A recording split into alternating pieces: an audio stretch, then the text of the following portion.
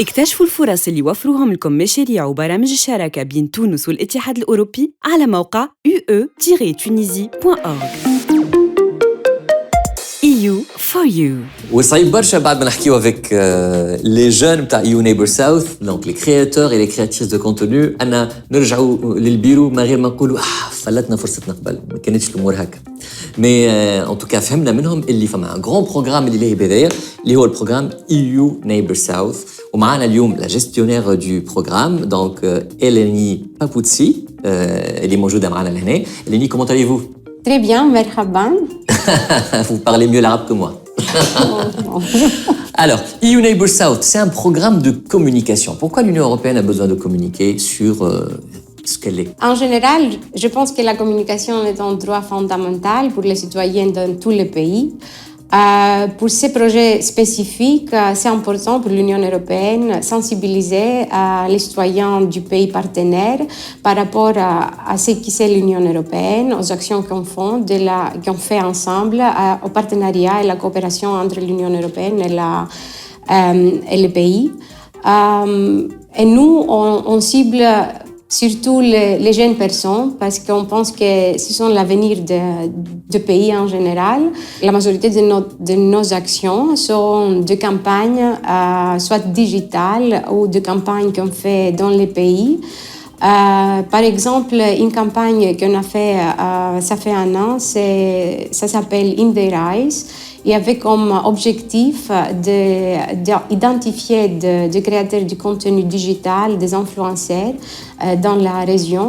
Et à travers eux, travailler ensemble pour faire des produits digitaux, pour améliorer la perception par rapport à ce que l'Union européenne est, améliorer la perception et la compréhension des projets de l'Union européenne, montrer l'impact que ces projets ont dans la population à travers des bénéficiaires de l'Union européenne, montrer des stories qui ont un impact vrai et comment ils peuvent améliorer aussi la vie de la population du pays.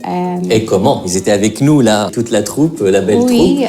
Et je sais qu'ils étaient à Hammamet pour cet événement In Their Eyes qui en fait fêtait quelque chose. Alors vous fêtiez quoi exactement? Il y avait quand même un grand rassemblement de créateurs et créatrices de contenu du monde arabe dans son ensemble à Hammamet cette semaine.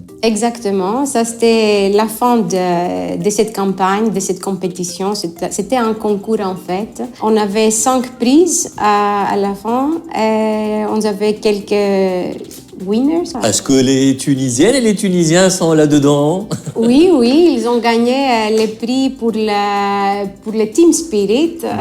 Je ne sais pas comment on dit ça en français. Mais l'équipe, oui, exactement. Et tous les participants ont obtenu aussi le titre de EU Goodwill Ambassador, des ambassadeurs de l'Union européenne de bonne volonté. Il y a cette question de confiance dans les jeunes aussi qui est très importante. Parce qu'en général, on le voit dans le monde de la politique, les jeunes ont un peu moins la cote. Mais là, on voit que vous donnez la chance aux jeunes de pouvoir participer à ce discours qui reste assez politique. Ce qui est génial, c'est que vous leur donnez finalement toute votre confiance pour parler de sujets assez sensibles. C'est vrai, l'Union européenne a récemment adopté le Youth Action Plan pour les actions extérieures de l'Union européenne. Et ça a comme objectif